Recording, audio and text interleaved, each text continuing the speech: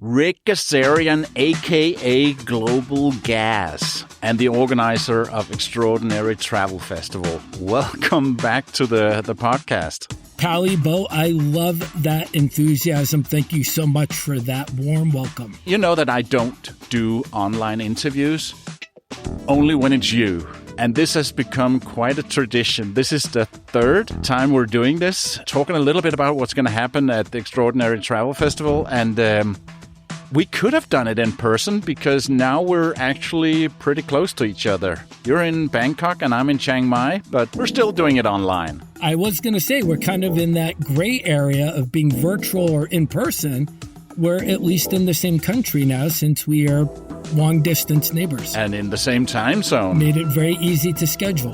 The ultimate destination for armchair travelers who are looking for inspiration to get out into the real world and let loose their wanderlust. This is the Radio Vagabond. So we're going to be talking about what's going to happen at the Extraordinary Travel Festival 3, which is coming back to Bangkok in October.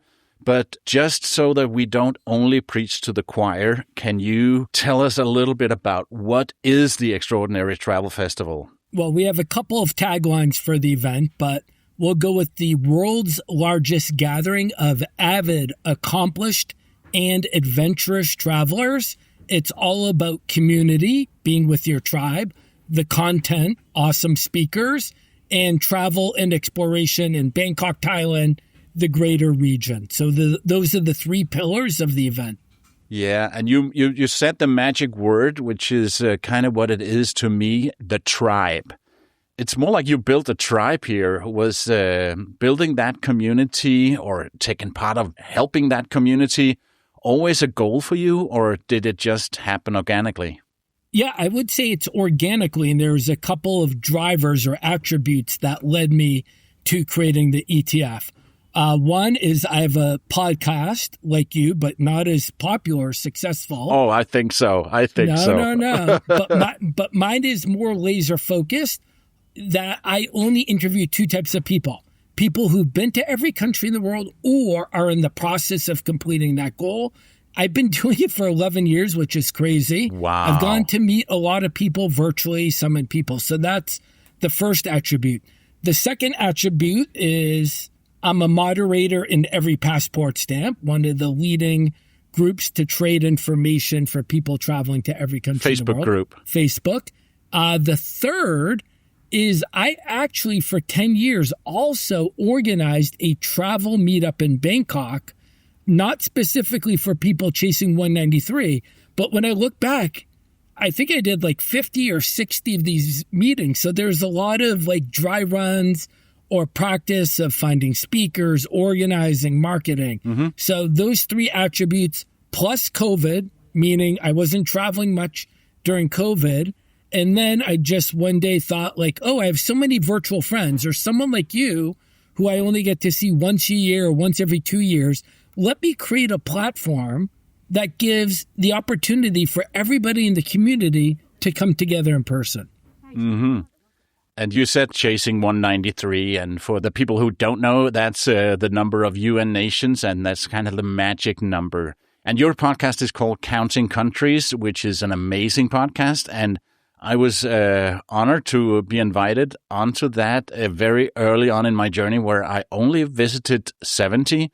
For some people, that might seem like a decent number, but in comparison to that community, that was very early on. And now I've been to 127. And honestly, Ric, I don't know if I'm going to make it to 193. If it happens, it happens. But for me, it's more about the enjoyment of travel and not so much about chasing countries. I heard you on another podcast. I can't remember if it was yours or the Maverick podcast, where you said you weren't definitively sure if you're going to have to chase 193. I might have to delete our interview on Counting Countries. I don't know. Yeah, I know that when I said that, okay, that means Ric's never going to invite me back. Yeah, it's a very interesting podcast and some really, really interesting people you interview there. And a lot of the people that are coming to the Extraordinary Travel Festival people who visited every country, extreme travelers, nomad adventurers, and just curious normal travelers who are maybe thinking about going for a lot more. So when we were at the last one, you brought people on stage who'd been to every country in the world. And the festival itself, how many people were we? Like 300 or so, or 250? Yeah, so the last event was sold out at 250 people. And how many were on stage as having been to every country in the world? Yeah, so I think I'm going to say 31 or 33. Yeah. But to be candid, that number has now been surpassed once, and I think it's going to be surpassed again with like 70 or 80 people meeting in Lisbon for a lunch coming up in June. Wow. So the 31, which looked like kind of like, oh my God, such a intense gathering of the world's most traveled is now going to seem quite quaint in comparison to the lunch coming up. And just to put that number in perspective, the number of people who's been to every country in the world is around, is it 300, 350? No, well, I mean, if you look at the Nomad Mania white paper, so they're probably the best at tracking this. As of 12/31, there were 521 people who had been to every country, and then somewhat crazy, over 80 people finished the quest in 2025. Wow. Then you said you can all sit down except for ... Then there is a super extra category of the most insane people, and that is people who've been to every country in the world twice. And that year, we had Harry Matsidzis, the founder of Nomad Mania, Slavik Mutari, both who had been to every country in the world twice. At the first event, it was Slavik and Gunnar Garfors who'd been to every country in the world twice. And I don't want to give it away, but I will. There's a new category. I have heard a rumor about that. It looks like there is the insane of the insanest. That's Slavik Mutari. He's been to now every country in the world 3 times. That is insane. Yep. And there are 4 people in the world that's ever done this? So the other name is Alvaro Rojas, who's a very successful social media content creator. He finished, I believe, last year in Malta. Mm-hmm. I've also been told Babas Bizas has also told me he's been to every country in the world twice. He's another unbelievably, extremely well-traveled Greek traveler. Yeah. 5. It is crazy. It's crazy. Because you say in the beginning of your podcast, more people have been to outer space. Is that still the case? Great question. So I have a opening bumper where it says this is one of the most elite clubs. More people have been to outer space than every country. That is still holding true. The number to space is about 642. And I think we're going to be in a race, Pally, because Richard Branson, Elon Musk, Jeff Bezos, looking at AI is saying it might be 200-300 people a year in the near future going to space on top of the Chinese, Russian, and U.S. program. And then the other side of the coin, we have roadblocks in the 193 community, meaning it's extremely difficult for people to get into North Korea. Mm-hmm. For some Americans, it's difficult to get into Chad and Niger and Mali. So there's some artificial roadblocks to finishing the completion of 193. So there'll be a race to see what grows faster, the 193 community or the outer space community. Yeah, yeah. And there's also a roadblock for some people going to Turkmenistan. That's one of the few countries that is on your list that you're missing. How many of you up to right now? Yeah, I am now at a 190 UN count. I say there's one country left in Central Asia because I don't like saying the name. And then I have Malta and Ireland. I've been saving Ireland for probably 7 or 8 years to be my last country of some sort of celebration and gathering for the end. So you don't like to say that country that I just said? Well, I mean, they don't tell you why you're getting rejected, but one of the theories is your public persona. So, I mean, if you Google my name, it looks like I might command some sort of audience. But conversely, there's some people who are so big, like Yes Theory or Geography Now, which is like 10 million and 4 million. These guys are getting in, and I'm not getting in. So I don't know if I'll be able to crack that code. Yeah, it could be your podcast. You and I, we both know another YouTuber.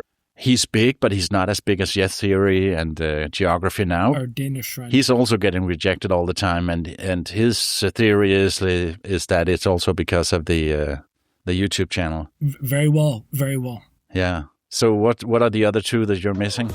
Very easy, right? Malta and Ireland. Oh, they're so hard. They're so hard. Well, I mean, in short, I'm going to go to Malta, Ireland, April or May of 2027. So I'm giving myself 10 months to figure out how to get into that country, into Central Asia. Yeah. Gotta keep moving. So the first time you did the Extraordinary Travel Festival, that was in Armenia, and you're American Armenian. Your grandparents came from Armenia, and you decided to do it there because you love the country and you keep coming back. But I remember you and I, we were on a bus ride at some point where you said, well, it wasn't as easy as you expected. Was it challenging to do the first one? I mean...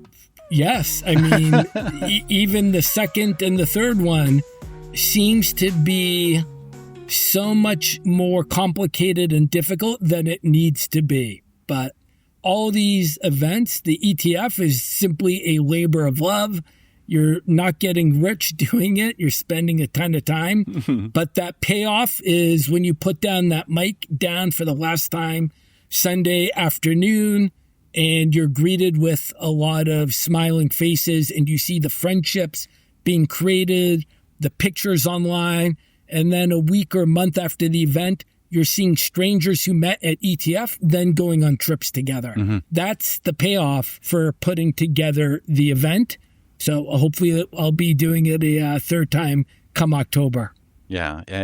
Well, I really trust that you will, because you're already starting to announce speakers and trips, and we're going to get into all of that. But this year, you're bringing it back to Bangkok, where you also live. And I take it will make it a lot easier for you to just have it in the city that you're living in.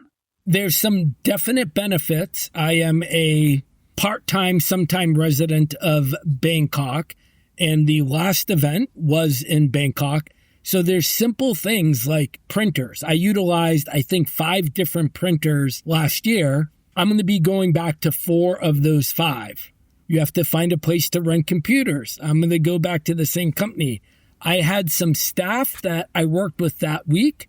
A lot of that same staff is coming back. So there are some giant advantages of not having to recreate the wheel, because a lot of these resources I can roll over to the next event. And when it was announced, there were a lot of people guessing on different places, but you decided to do it back in Bangkok, where we did the other one. Is that the reason why you decided to do that and not in Lesotho? Well, Lesotho would be interesting. The black and white reality is the price you pay for the ticket doesn't actually pay for the event. I have 3 revenue streams for the event. One is buying the ticket, which does not cover the cost of the event. The second are sponsors, meaning it could be a tour company, an eSIM company, et cetera, et cetera. And the third revenue stream is the support of a government. The second and third categories are not guaranteed. It's just corporate sponsorship is plain old sales. That's how many doors can you knock on? How many people can you convince to support the event and write a check? It's a lot of work. I don't have the best Rolodex. The third category is you're looking for some support from the government, because a tourism ministry, Pally, is going to want what type of people to visit their country, people who are creating travel content. So this is the carrot I'm able to present to these potential partnerships for the government.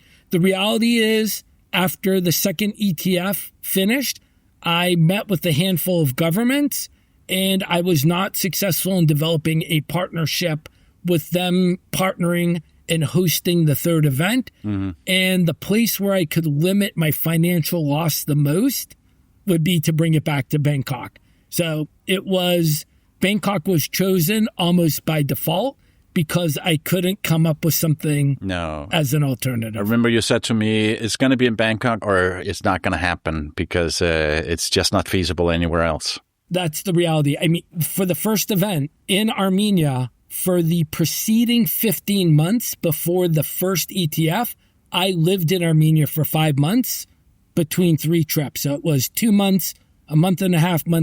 It's obviously a giant commitment of time and money. And I mean, to be candid, I don't want to live in Almaty or Marrakesh for 5 months to pull off the next event, and was really looking for a partner on the ground in a future destination that would share the vision and help out where I wouldn't have to do so much of the heavy lifting. Yeah. My name's Bond. Radio Vagabond. Let's talk a little bit about the event itself and what we can expect on stage, because I know that you're going for, what is it that you always say, the 0.01% of all travelers, people who are really, really unique in order to be a speaker. So I'm going to ask you the impossible task of naming some of the headlines, because you have so many, but what stands out for you? Yeah, I mean, my key lines, so we have 3 different types of speakers. You're referring to the keynote. That's one speaker on the stage when everybody is in the same room at the time. I would say everybody who comes to the event is like the 0.01 most traveled people on earth, everybody in the audience, the attendees. My tagline is sort of, I'm looking for the 0.01 of the 0.01 who are taking the stage. Those people are sharing entertaining, motivating, unique stories, which few people have done on earth. He's technically not a keynote, but I'll point to him regardless. Thor Peterson of Once Upon a Saga. He left home in 2013 from your country, Pauli, Denmark. Beautiful. Yeah. He didn't return home until 10 years later. So think of every birthday party, every Christmas, every funeral that you miss in 10 years. He went to every country in the world without using an airplane. Arguably, he's the only person out of 8.3 billion people who've done that on Earth. Someone, Salmon Sports, understood what he was doing was so crazy. They made a full-length documentary. We'll be screening his documentary. Thor's coming back to do a Q&A. We have these 2 amazing 3-meter by 6-meter LED screens, which we'll be screening the film on. So that would be an example of someone who's a true outlier on Earth. Will there be popcorn? I'm working on that. on that. Yeah, I've been really waiting for this documentary for a very, very long time, and I can't wait to see it among friends. So that's going to be insane. Who else can you mention? Yeah, this through Yushita, who's another traveler in the community. She introduced me to this Persian woman named Mural. Mural grew up in Iran, one of the most restrictive country for females. We know about the hair covering. They're not allowed to perform in public in general. She ended up moving to India, getting like a real job. At some point, she said, that's enough. She quit her job, bought a Enfield motorcycle. She took it and went to 64 countries over 2 years, drove the motorcycle by herself. That's pretty awesome. Mm-hmm. Number 2, she maintained a long-distance relationship with her boyfriend, who came to visit her every month. They got married on top of Machu Picchu. Shortly after that, Pauli, she got pregnant. What would 99.9999% of women do in this situation? Let me go home and prepare for this baby. Yeah. I've been blessed.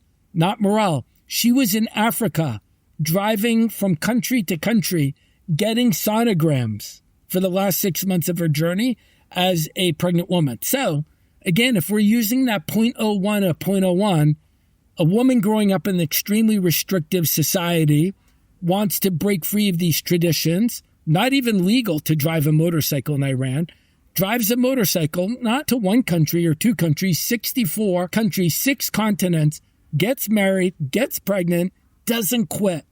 If that's not an outlier, I don't know who is. That is crazy.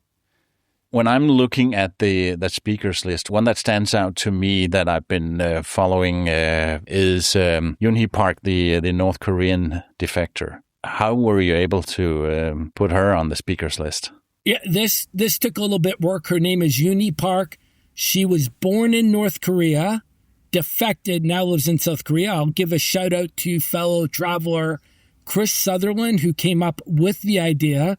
So I started DMing her on Instagram. I don't think she knew what I was talking about or who I was, obviously. But after a month or two, then we had a couple of Zooms. I thankfully won her over and I said, hey, listen, you are the 0.01 of the 0.01. You are an extraordinary traveler, not in the traditional sense of Thor or morale, but she went on a journey where literally she could have been killed or imprisoned for the rest of her life at any point. The metrics here, since the end of the Korean War, sometime in the 50s, 35,000 people have escaped and defected from North Korea. The denominator is around 40 million. So it's still a tiny, tiny number of people who are so incredibly courageous that fight off reality, because the reality is they're living in the best place on earth, DPRK, and then risk everything. Again, you will never, ever see your family again, your friends, your home. And then she lived in the southeast part of North Korea, which makes it more difficult because you have to go through all of North Korea, cross the river, make it through China, get down to Laos, to Thailand, where you're then able to contact South Korean officials. So it is really the 0.01 or the 0.01 who is so courageous and able to do this successfully. Yeah. And she's going to be sharing her journey, her challenges, her obstacles in being able to accomplish this. Yeah. You also have a traveling bagpiper, you have a traveling magician, you have some really interesting people, and then you have some breakout sessions. Those were the keynotes, some of the keynotes, but you have some breakout sessions where it's in smaller rooms. What are they about? Yeah, so I have 3 different types of speakers. The first one are keynotes, everybody in the room at the same time with one speaker. And again, these are storytelling, motivating, inspiring, unique. The breakout sessions are with product experts, so people who know something very well, so actionable information to make your travel richer. Stefan Krasowski, who is one of the PhDs of points and miles. So in other words, if you want to generate points and miles to get free travel, you're getting a free consultation service with Stefan. The second one I've announced so far, his name is Nabil Kazi. And he's a fellow person, traveler, chasing 193. But where his expertise is beyond being a great traveler is he worked in Hollywood for 25 years for Disney, for some of the biggest studios. And he's going to be sharing with us how to craft stories for social media. So who would you want? Someone who's produced films, written films, Nabil Kazi. So again, product experts with actionable information to share to make your travels richer. Mm-hmm. Ric, let's also talk a little bit about trips, because that's something you're doing this year. So I have 2 different types of trips, Polly. Multi-day trips and day trips. They're all optional. They're on either side of the event. And I'm organizing 4 trips to Bhutan, a 5-day and 10-day before, a 5 and 10-day after. Whether you go with me or someone else, you should be going in the near future, because Bhutan has a nightly tariff fee, $100 a night. That will be increasing to $200 a night starting in 2027. So again, whether you go with us, you should be going in the next 12 months, basically, if Bhutan is on your list. The benefit with us, direct flight from Bangkok. You're traveling with several people, so your cost is going to be lower. So very convenient and easy. Mm-hmm. What are some of the other trips? Nomad Mania is one of our partners at ETF. Nomad Mania has expanded into organizing quite a number of trips. They've had great success last year organizing a trip to Bangladesh, one of those amazing and sometimes challenging countries. So the day after ETF ends, there's a Nomad Mania trip that you can join. If you're going to ETF, you get a 5% discount. You'll be traveling with a couple of awesome other travelers. And again, it's a trip they've already produced successfully. I'm on the wait list for that one, or on the interest list. I haven't made my final call yet, but I'm really looking into that because it's so convenient and it's right after it. Yeah, it's kind of a no-brainer. Yeah. Rick, there's something I've been thinking about. Whenever I talk to people not in the extreme travel community, and we talk about the people who are quote unquote chasing 193, trying to go to every country in the world. Many people, they have an idea that they are very shallow and they just leave the airport, get a hot dog and get back on the plane, and so just to tick off boxes. But my experience, especially going to the ETF, is that I meet people who dive deep. And I know that you do too. Can you tell us a little bit about that misconception about how these extreme travelers travel? Yeah, Pally, great question or comment or observation. If you're going to 193 countries, at some level, you are a mile wide and an inch deep.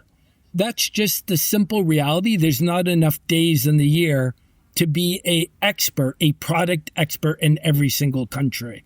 So I think at some level you pick and choose. So am I a product expert in Monaco?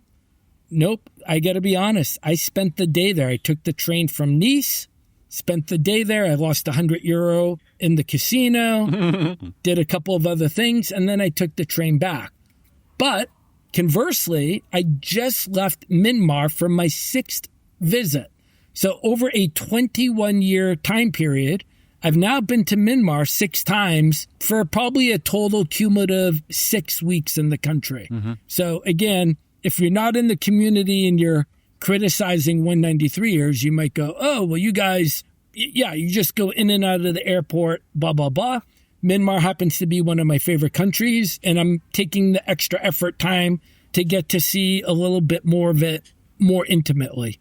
Yeah, and I think that Randy Williams put it very nicely when I interviewed him at the ETF in 24, because he's been criticized by some people for traveling really, really fast in and out of countries. And he said, well, now that I've completed 193, I'm seeing that as a buffet where I had a little bit of taste of everything, and now I'm bringing a full plate and going back and having seconds and thirds of many of these places. So that's the way he's doing it now that he's completed his mission, plus putting a lot of work in his own little micro-nation, Slowjamistan. Yeah, I mean, Randy, to me, I have great respect for him. He's one of the hardest working guys in show business, so to speak. Mm-hmm. He's got 2 full-time jobs. He has started, as you just said, the micronation Republic of Slowjamistan, and he's chasing 193, and he seems to be doing 1,000 things.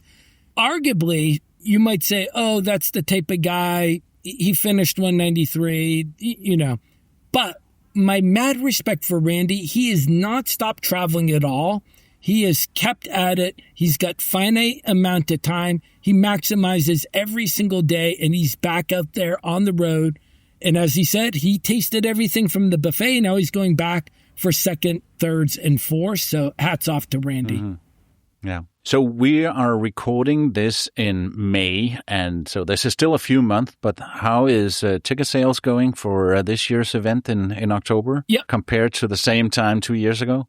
As I mentioned, the last event was sold out at 250 people.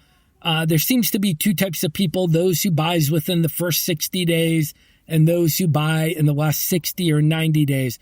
I think we're on track because we're at 140 people right now. And we still have a little over 5 months. So no guarantees, but I'm pretty sure we're going to be back over 200 again come October. Mm-hmm. And the ticket price, I'm just looking at the website right now. The attendee ticket is $499 US. And by the way, with the promo code Vagabond, you can get $100 off that price. Remember that, Vagabond. Is that price going to stay like that to the very end, or is it going to go up as we get closer? Great question. Let me make one additional point. That ticket price is in essence, the same price from 2 years ago. I think we know there's been a fair amount of inflation, and I actually added on a fourth day to the event. I call it Travel Content Creation Day.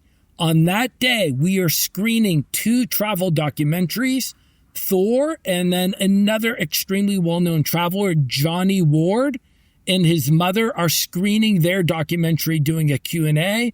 I also have some real book authors and some other travel content creators. So people who are creating content on film, on book, on video. So it's 4 days of content for the same price from 2 years ago. And then get to your specific question, Pally. As the event approaches, the discount code, Vagabond, which is $100, will get progressively smaller as the event approaches. Oh, buy it now. Buy it now. And use Pally's code. Don't be shy. Yeah. The dates again, Rick, it's in October. Can you be a little bit more specific? So, being very specific, let's look at it. We'll call it a sandwich. The meat of the event is Thursday through Sunday, October 22 Thursday to October 25 Sunday. When I say Thursday, it's at 8 or 9 a.m. And when I say Sunday, we're probably ending at 10 p.m. because we are also ending the event with the Nomad Mania Awards, a great, awesome event, which is sort of known as a virtual event, but we are doing it in person. It was a ton of fun 2 years ago. And then, as we spoke about, Pally, there's optional day trips and optional multi-day trips before and after the event as well. Yeah, and you can check out all of that on extraordinarytravelfest.com. And Rick, I'm looking forward to this as if it was Christmas Eve. This is going to be so great coming back. Third time is the charm. And I'm going to bring my microphone again and hopefully find some interesting people to chat with for the podcast. I've done that the last couple of times as well. One thing to adding on to your point, Pally, is it's a collision of so many different types of people. It is 20 to 81 years old. It's male, it's female. It's 6 different continents. It's every religion. It's the hardest hardcore travelers in the world, like Slavik Mutari 3 times. It's someone who's starting out on their journey at 15 countries. And then we have amazing content creators like yourself who are creating content on the speakers, the attendees. We have other people making videos about the event. So it's just this great mixture and collision of people who have one thing in common. They love travel. Yeah, and one thing that's important to point out, you don't need to have been to more than 150 countries to join. If you're just curious, you can still join, and only been to 10 countries, it's totally fine. It's for everyone. 100%. Thank you so much, Rick. My dear neighbor, great to catch up with you. Radio Vagabond. Produced by RadioGuru.co.uk.